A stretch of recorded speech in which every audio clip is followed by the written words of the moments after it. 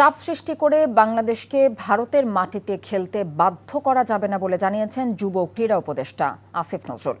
সচিবালয়ে সাংবাদিকদের সঙ্গে আলাপকালে তিনি আরও বলেন, আইসিসি যদি কোনো অযৌক্তিক শর্ত চাপিয়ে দেয় তাও মেনে নেওয়া হবে না। এদিকে বিশ্বকাপ খেলা নিয়ে নিজেদের অবস্থান নিয়ে অন্ধকারে বাংলাদেশের টি-20 অধিনায়ক।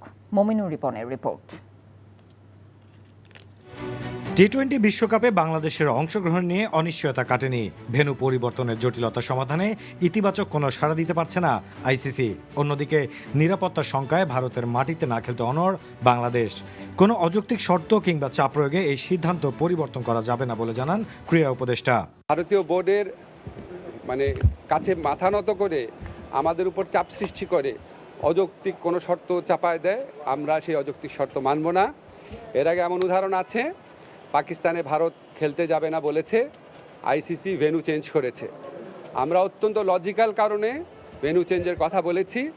আমরা আমাদেরকে অযৌক্তিক প্রেশার প্রয়োগ করে, অযৌক্তিক চাপ সৃষ্টি করে আমাদেরকে ভারতে খেলাতে বাধ্য করা যাবে না।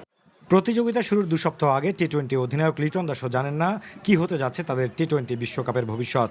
বছর জুড়ে প্রস্তুতি আর পরিকল্পনা করেও বিশ্বকাপের আগে অনিশ্চয়তায় থাকা লিটনের জন্য একটাই স্বস্তি, টি-20 সংস্করণের মধ্যেই আছেন ক্রিকেটাররা। সবাই তো বিপিএল খেলতেছে, কিন্তু জিনিসটা এমন হতো যে খেলার বাইরে থাকতো, খেলতেছে, but at the same time যদি আপনি জানতেন যে আপনার গ্রুপ কে হবে, আপনি কোন দেশে যাচ্ছেন, এটা একটা হেল্প হতো। এখন যে জিনিসটা হাতেই নেই আমার বা আমাদের ক্রিকেট ওভারঅল যতগুলো প্লেয়ার, আপনারা তো অলরেডি টিম জানেন যে কোন 15 জন যাবে, তো সেই 15 জনও এখনো জানে না যে আমরা কোন দেশে যাব বা কাদের বিপক্ষে খেলবো।